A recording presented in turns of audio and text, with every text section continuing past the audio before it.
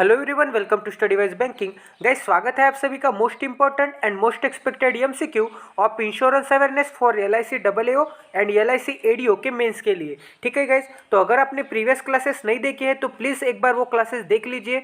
इसी चैनल के playlist section में इंश्योरेंस अवेयरनेस फॉर एलआईसी डबलएओ एंड एलआईसी एडीओ की आपको प्लेलिस्ट मिलेंगी। वहाँ पे गाइस हमने डिटेल्ड वे में इंश्योरेंस अवेयरनेस के बेसिक लेवल के क्वेश्चन किए हैं एंड इंश्योरेंस अवेयरनेस के बेसिक नॉलेज एंड हिस्ट्री के ऊपर एक बहुत ही मोस्ट एक्सपेक्टेड लेवल के क्वेश्चन किए हैं। आज इंश्योरेंस अवेयरनेस थोड़ा डीप में पढ़ते हैं गाइस। तो गाइस चलिए आज के वीडियो की शुरुआत करते हैं। आज का सबसे फर्स्ट क्वेश्चन है, what is the insurance of human life values against risk of death, injury, illness और against the expenses incidental to the latter. And the answer is option number A, personal insurance. अब guys यहाँ पे क्या बोला है कि human life के insurance के बारे में बात की है। अगर डेथ होती है, इंजुरी आती है और इलनेस आती है तो ऑब्वियसली ह्यूमन लाइफ के बारे में होगा, तो ये क्या होगा, पर्सनल इंश्योरेंस होगा। नेक्स्ट क्वेश्चन देखते हैं guys, what is the insurance of the commercial property that protects from the property from such perils as fire, theft and natural disaster. ठीक है, अब गाइज कमर्शियल प्रॉपर्टी के इंश्योरेंस के लिए क्या करेंगे, अगर आपकी कोई कमर्शियल प्रॉपर्टी है उसको अगर फायर लग जाती है, उसमें अगर चोरी हो जाती है या फिर कोई भूकंप, सुनामी ऐसे नेचुरल डिजास्टर आते हैं तो उसके लिए कौन सा इंश्योरेंस है, कमर्शियल प्रॉपर्टी के लिए guys option number B, commercial insurance है। ठीक है, अब नेक्स्ट क्वेश्चन देखते हैं, coverage for bodily injury and property damage incurred through the ownership और operation of vehicle is called as. मतलब सिंपल लैंग्वेज में कोई व्हीकल से अगर इंजुरी हो जाती है या फिर किसी के प्रॉपर्टी का डैमेज हो जाता है एक्सीडेंट से, तो इसे हम क्या बोलेंगे गाइज, यहाँ पे व्हीकल आ गया तो क्या बोलेंगे, option number D, automobile liability insurance.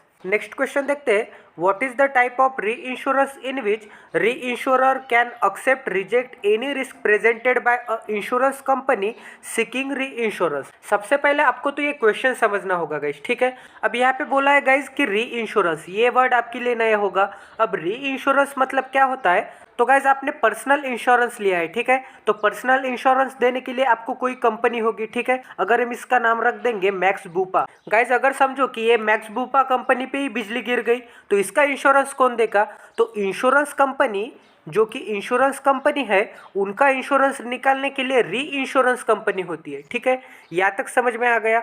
मतलब इंश्योरेंस कंपनी का ही इंश्योरेंस निकालेंगे। मतलब अगर इंश्योरेंस कंपनी में भूकंप से डैमेज होता है या फिर उनका कोई पैसा डुबाते हैं तो अगर इनको नुकसान हो जाता है तो ये खुद को ही कैसे पे करेंगे, इंश्योरेंस कंपनी। तो इसीलिए ये इंश्योरेंस कंपनी का री इंश्योरेंस निकालने के लिए क्या होता है, री इंश्योरेंस कंपनी होती है। ठीक है, तो ये वर्ड तो आपको समझ में आ गया होगा। अब आगे देखते हैं, what is the type of reinsurance in which reinsurer. अब री इंश्योरर मतलब क्या होता, अब दो टर्म है, एक इंश्योरर है एंड एक री इंश्योरर है।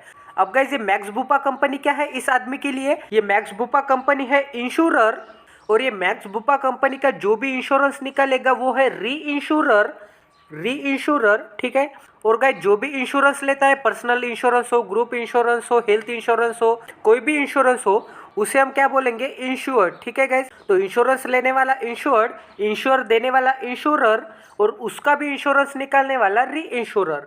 ये कुछ बेसिक चीजें है गाइस इंश्योरेंस अवेयरनेस के जो आपको पता होनी चाहिए। यहाँ पे बोला री इंश्योरेंस इन विच री इंश्योरर, मतलब री इंश्योरेंस देने वाली कंपनी कैन एक्सेप्ट और रिजेक्ट एनी रिस्क, मतलब वो रिस्क एक्सेप्ट करेंगी या फिर रिजेक्ट करेंगी। ठीक है, प्रेजेंटेड बाय इंश्योरेंस कंपनी। अब इंश्योरेंस कंपनी यहाँ पे कौन थी, मैक्स बूपा थी। अब मैक्स बूपा ने अगर कोई क्लेम किया है एक री इंश्योरेंस लेने के लिए तो वो तो एक तो एक्सेप्ट करेंगी या फिर रिजेक्ट करेंगी। तो इस री इंश्योरेंस को क्या बोलते हैं, तो इसका आंसर होगा guys option number C, facultative insurance. Next question देखते हैं गाइज, यहाँ पे दिया है, ब्लैंक प्लेस इन री इंश्योरेंस इज द स्प्लिटिंग और spreading of risk among the multiple parties. अब गाइज समझो ये है अंबानी। ठीक है, ये है अंबानी, इसने रिलायंस इंडस्ट्री का इंश्योरेंस निकाला है। कहाँ पे, मैक्स बूपा पे। एग्जाम्पल के लिए लेते हैं हम मैक्स बूपा पे। अगर गाइस कल रिलायंस इंडस्ट्री के सभी यूनिट पे अगर बिजली गिर गई तो मैक्स बूपा तो बर्बाद हो जाएंगे। मैक्स बूपा क्या पे कर पाएंगी क्या अंबानी को इतना सारा पैसा, तो मैक्स बूपा क्या करेंगी, ये जो रिस्क है जो कि रिलायंस इंडस्ट्री पे आएगी इन द फ्यूचर, उसे मल्टीपल पार्टीज में डिवाइड कर देंगे। ठीक है, मतलब गाइस ये अदर इंश्योरेंस कंपनी होगी एबीसी, ये मैक्स बूपा क्या करेंगी, ये तीनों कंपनी में थोड़ी थोड़ी रिस्क शेयर कर देंगी। मतलब अगर कल को रिलायंस इंडस्ट्री को कुछ होता है तो गाइज अकेले मैक्स बुपा पे लोड नहीं आएगा, ठीक है। अब इसे शेयर करना है मल्टीपल पार्टीज के बीच में, तो इसका आंसर होगा गाइज ऑप्शन नंबर बी, को इंश्योरेंस। आप यहाँ पे रूट वर्ड भी देख सकते हैं, को मतलब क्या होता है, 2 या 3 लोगों के बीच में, ठीक है। नेक्स्ट क्वेश्चन देखते हैं guys, commercial coverage against losses resulting from the failure of business debtors to the pay their obligation to the insured usually due to insolvency is term as. अब यहाँ पे काफ़ी ज़्यादा दिमाग के ऊपर से जाने वाले वर्ड यूज किए हैं गाइज, तो चलिए इसे देखते हैं और इसे दिमाग के अंदर से डालते हैं। तो यहाँ पे कौन से वर्ड है, एक तो है इंसॉल्वेंसी मतलब क्या होता है, ठीक है, एक तो है डेप्टर्स मतलब क्या होता है, और क्या है, एक तो ऑब्लिगेशन मतलब क्या होता है, ये भी हम यहाँ पे पढ़ेंगे। अब गाइज सबसे पहले देखते हैं कि इंसॉल्वेंसी मतलब क्या होता है। तो गाइज इंसॉल्वेंसी मतलब अगर कर्जदार, ठीक है, अगर कर्जदार कर्जा नहीं दे पा रहा है, कर्जा नहीं दे पा रहा है, तो इस कंडीशन को हम क्या बोलते हैं, इंसॉल्वेंसी। यहाँ तक समझ में आ गया। अब डेप्टर्स मतलब क्या होता है, कर्जदार होता है, मतलब जिस पर कर्जा होता है, सिंपल लैंग्वेज में।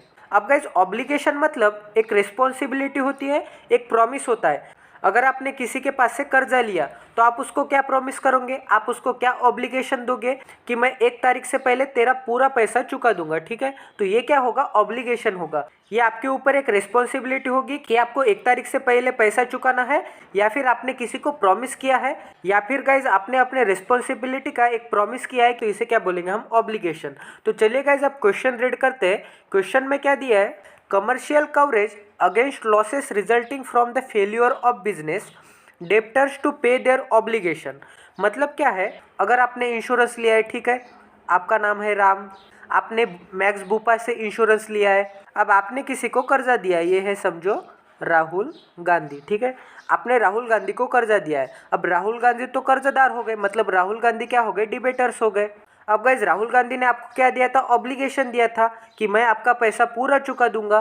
तो अगर राहुल गांधी ऑब्लिगेशन नहीं पूरा कर पा रहा है इंश्योर्ड को, ठीक है, इंश्योर्ड मतलब ये राम को, ठीक है, तो usually due to insolvency, insolvency मतलब वो कर्जा नहीं चुकता कर पा रहा है, तो गाइज इस कंडीशन को हम बोलेंगे option number A, credit insurance. अब नेक्स्ट क्वेश्चन देखते हैं। यहाँ पे दिया है guys, a coverage that protects businesses engaged in the electronic commercial from the losses caused by hackers is term as. अगर आपके इलेक्ट्रॉनिक सिस्टम को या फिर डिवाइस को किसी ने हैक कर लिया है, तो हैकर्स से बचने के लिए जो इंश्योरेंस होता है उसे हम क्या बोलेंगे, option number C, hackers insurance, ठीक है। नेक्स्ट क्वेश्चन देखते हैं गाइज। यहाँ पे दिया है, a single policy covering a group of individuals usually employees of the same company और members of the same association is called as. अब आपकी अगर कोई कंपनी है रिलायंस इंडस्ट्रीज, ठीक है, अब आपको क्या करना है, रिलायंस इंडस्ट्री में जितने भी एम्प्लॉयज़ काम कर रहे होंगे उनका इंश्योरेंस निकालना है। अंबानी को उनका अगर इंश्योरेंस निकालना है तो अंबानी क्या करेंगी, मैक्स बुपा के पास जाएंगी, ठीक है, और मैक्स बुपा को क्या बोलेंगी, हमें सभी एम्प्लॉय का इंश्योरेंस निकालना है, तो उस इंश्योरेंस का क्या नाम होगा, option number C, group insurance. तो यहाँ पे दिया है guys, coverage against losses through the stealing by individuals is not a position of trust is called. तो इसका मतलब क्या होता है, स्टीलिंग मतलब चोरी होता है गाइस एक ऐसे इंडिविजुअल से जो कि ट्रस्टवर्दी नहीं है, ठीक है, तो इसे हम क्या बोलेंगे, थेफ्ट इंश्योरेंस। नेक्स्ट क्वेश्चन देखते हैं गाइस। यहाँ पे दिया है, the result of the policy holders failure to buy a sufficient insurance is term as. अब इसे हम सिंपल लैंग्वेज में देखेंगे गाइस। ये क्या है, अगर आपने फैक्ट्री डाली, कोई समझो लेज की आपने फैक्ट्री डाली, ठीक है, चिप्स बनाने के लिए, तो आपको अब इंश्योरेंस निकालना है नए फैक्ट्री के लिए, तो आप एलआईसी के पास गए इंश्योरेंस निकालने के लिए। तो गाइज एलआईसी ने क्या बोला, आपको ये 10 टाइप के इंश्योरेंस लेने पड़ेंगे, बट आप पैसे बचाने के लिए सिर्फ 2 ही इंश्योरेंस लेते हैं। और गाइज कल को आपके फैक्ट्री के ऊपर बिजली गिरती है या फिर भूकंप आता है, ठीक है, तो आप क्या करोगे, आपकी तो पूरी फैक्ट्री डैमेज हो गई, बट आपने तो सिर्फ 2 ही इंश्योरेंस लिए थे, कंपनी ने आपको 10 इंश्योरेंस लेने के लिए बोला था, तो आप पूरे नुकसान का क्लेम कर पाओगे क्या, आप सफिशिएंट अमाउंट ऑफ क्लेम कर पाओगे क्या, नहीं कर पाओगे। तो इस कंडीशन को हम क्या बोलेंगे, option number C, under insurance. अब नेक्स्ट क्वेश्चन देखते हैं गाइज। यहाँ पे दिया है, insurance that indemnifies the owner of real estate in the event that his or her clear ownership of the property is challenged by the discovery of faults in the title is called as। अब guys ये काफ़ी ज़्यादा difficult language है, आप LIC में AA के post पे भी बैठ जाओगे तो ये लैंग्वेज आपको समझ में नहीं आएंगी। तो गाइज मैं एक सिंपल वे में ये समझाता हूँ, ठीक है। अब यहाँ पे क्या बोला है, इंडेमनिफाइज, ये वर्ड का आपको मीनिंग समझना होगा। इंडेमनिफाइज मतलब क्या होता है, अब गाइस समझो आप कोई बिजनेस स्टार्ट करने वाले, ठीक है, और आपके पास बिल्कुल भी पैसा नहीं है, बट गाइस आपके पास बहुत ज़्यादा दिमाग है, ठीक है। और गाइस एक ऐसा पर्सन है जिसके पास दिमाग तो नहीं है बट बहुत ज़्यादा पैसा है, ठीक है, उसके पास बहुत ज़्यादा पैसा है। तो वो क्या करेगा, मैं पैसा लगाऊंगा तू दिमाग लगा, ठीक है। ये क्या बोलेगा इसको, पूरी की पूरी रिस्क होगी वो मैं उठाऊंगा बिजनेस में। तो गाइज ये पर्सन इस पर्सन को क्या प्रॉमिस कर रहा है कि मैं सभी के सभी नुकसान भरपाई दूंगा, जो भी अगर बिजनेस में लॉस होगा वो मैं नुकसान भरपाई दूंगा। तो ये पर्सन क्या कर रहा है, इस पर्सन को प्रॉमिस दे रहा है नुकसान भरपाई का। तो इसे ही हम क्या बोलेंगे, इंडेमनीफाइज, मतलब क्षतिपूर्ति का वचन देना या फिर नुकसान भरपाई देना, ठीक है। अब आगे दिया है गाइज रियल इस्टेट मतलब प्रॉपर्टी, सिंपल लैंग्वेज में। टाइटल मतलब किसी को मालिकाना हक दे देना उस प्रॉपर्टी का, उस प्रॉपर्टी उसके नाम पे कर देना, ठीक है गाइज। तो गाइज अगर आप पिंटू नाम के पर्सन हो और गाइज आपने समझो कि एक घर ले लिया, तो घर का ओनर क्या करेगा गाइज, आपको उस घर का टाइटल दे देगा, ठीक है गाइज। बट गाइज समझो कि 2 महीने बाद इस घर के टाइटल लेके और कोई पर्सन आता है, मतलब आपके साथ उस घर के ओनर ने चीटिंग की हो, आपको भी टाइटल दिया हो और किसी और पर्सन को भी टाइटल दिया हो। तो ऐसे अगर कोई और पर्सन टाइटल क्लेम करता है आपके घर के लिए, आपके साथ अगर रियल इस्टेट में चीटिंग होती है, तो गाइज इस कंडीशन के लिए जो इंश्योरेंस होता है उसे हम क्या बोलते हैं, option number D, title insurance, ठीक है। तो गाइज इस कंडीशन में अगर आपने टाइटल इंश्योरेंस लिया होगा तो आपके घर के पूरे पैसे ये कंपनी वाले पे कर देंगे, ठीक है गाइज। यहाँ तक समझ में आ रहा है। अब नेक्स्ट क्वेश्चन देखते हैं। A standing agreement between the insurer, insurer मतलब इंश्योरेंस कंपनी जो कि इंश्योरेंस देती है, एंड री इंश्योरर मतलब इंश्योरेंस कंपनी का जो भी इंश्योरेंस निकालती है वो इंश्योरेंस निकालने वाली company. Under a treaty, treaty मतलब agreement, each party automatically accept a specific percentage of insurer's business is term as. ये काफ़ी ज़्यादा डिफिकल्ट लैंग्वेज है गाइज, आपको मैं सिंपल लैंग्वेज में बताता हूँ। ये मैक्स बुपा नाम की इंश्योरेंस कंपनी है। ये मैक्स बुपा का इंश्योरेंस निकालने के लिए ये एक री इंश्योरेंस कंपनी की तरफ जाती है XYZ, ठीक है। तो गाइज ये कंपनी कौन हो गई, री इंश्योरर, ठीक है। और ये इंश्योरर कौन हो गई, मैक्स बुपा, जो कि लोगों को इंश्योरेंस देंगी। यहाँ तक समझ में आ गया है। अब गाइज ये दोनों कंपनी इंश्योरेंस क्लेम करने के लिए ट्रीटी करेंगे, मतलब अगर डैमेज होता है तो 90% ये उठाएंगे, 10% ये उठाएंगे, ठीक है। 40-60 का भी ट्रीटी कर सकते हैं। तो इस ट्रीटी को हम क्या बोलेंगे, ट्रीटी री इंश्योरेंस। इसका आंसर होगा ऑप्शन नंबर डी, ट्रीटी री इंश्योरेंस। नेक्स्ट क्वेश्चन देखते हैं गाइज, अ फॉर्म ऑफ री इंश्योरेंस। अब री इंश्योरेंस मतलब इंश्योरेंस कंपनी का इंश्योरेंस निकालना, दैट इंडेमनीफाइज, इंडेमनीफाइज मतलब नुकसान भरपाई का वचन देना, एक प्रॉमिस देना, ठीक है। मतलब एक ऐसी री इंश्योरेंस कंपनी जो कि क्षतिपूर्ति का वचन देती है, किसे देती है, सीडिंग कंपनी को। अब सीडिंग कंपनी मतलब क्या होता है गाइज, सीडिंग कंपनी मतलब एक ऐसी इंश्योरेंस कंपनी जो कि रिस्क पास करती है अदर कंपनीज को, ABC। ये अदर कंपनीज को ये थोड़े थोड़े परसेंटेज में रिस्क पास करती है। तो अगर कोई इंश्योरेंस कंपनी रिस्क पास करती है तो उस इंश्योरेंस कंपनी को हम क्या बोलेंगे, सीडिंग कंपनी, ठीक है। यहाँ तक समझ में आ गया है। अब आगे पढ़ते हैं। For the accumulation of losses, ठीक है, मतलब लॉसेस की भरपाई करने के लिए in the excess of stipulated sum arises from the single catastrophic event. अब कैटेस्ट्रोपिक इवेंट मतलब क्या होता है, कोई डिजास्टर होता है, मतलब कोई सडन टेरिबल डिजास्टर, इसे हम कोरोना भी बोल सकते हैं, अर्थक्वेक बोल सकते हैं, ठीक है। और सीरीज ऑफ इवेंट मतलब कोई एक डिजास्टर हो या फिर सीरीज ऑफ डिजास्टर हो, इसे हम क्या बोलेंगे, ऑप्शन नंबर ए, कैटेस्ट्रोफ री इंश्योरेंस। मतलब ये सीडिंग कंपनी को कोई डैमेज आता है और इसने बाकी कंपनीज में तो रिस्क शेयर कर दिए, बट ये सीडिंग कंपनी ने अगर री इंश्योरेंस निकाला होगा री इंश्योरेंस कंपनी के पास, तो इसे हम क्या बोलेंगे, कैटेस्ट्रोफ री इंश्योरेंस।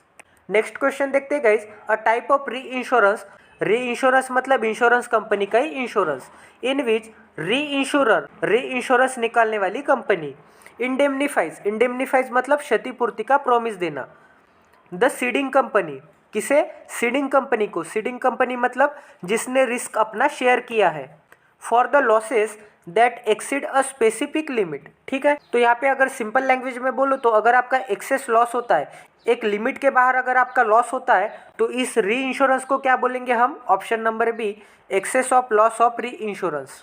तो गाइज ये हो गए हमारे आज के पूरे इंश्योरेंस अवेयरनेस के क्वेश्चन। अगर आपको ये सेशन समझ में आ गया है तो प्लीज़ इसे लाइक एंड शेयर कर दीजिए गाइज। कमेंट सेक्शन में ज़रूर बताइए अगर आपको समझ में आ गया होगा। अगर आप इस चैनल पे नए हैं तो प्लीज़ इस चैनल को सब्सक्राइब करके बेल आइकन को दबाना ना भूलिए, ताकि इसी क्वालिटी वीडियोस की नोटिफिकेशन आपको इंस्टेंट मिले गाइज। और मैं चैलेंज करता हूँ कि ऐसा इंश्योरेंस अवेयरनेस आपको किसी भी पेड कोर्स पे भी नहीं पढ़ाया जाएगा गाइज। मैं आपको डिटेल्ड वे में एक एक टर्म समझा के और आपके दिमाग में छप जाए ऐसा सिंपल लैंग्वेज में आपको समझा रहा हूँ। तो प्लीज़ इसे सभी व्हाट्सएप एंड टेलीग्राम ग्रुप में शेयर कर दीजिए, क्योंकि अगर आप शेयर करोगे, अगर आप सब्सक्राइब करोगे तो ही हमें मोटिवेशन मिलेगा वीडियोस बनाने के लिए। क्योंकि गाइज ये पूरा वीडियो बनाने के लिए काफ़ी ज़्यादा मेहनत लगती है, आपको भी पता है। आपके लिए सब्सक्रिप्शन तो फ्री है, बट हमारे लिए ये वीडियो बनाने का काफ़ी बड़ा मोटिवेशन है गाइज। तो प्लीज़ इसे सब्सक्राइब कर दीजिए, बेल आइकन को दबा दीजिए और इसे लाइक एंड शेयर कर दीजिए। तो गाइज मिलते हैं अगले सेशन में और नए इंटरेस्टिंग सवालों के साथ। तब तक के लिए धन्यवाद। Stay tune with us. Till then take care and love you.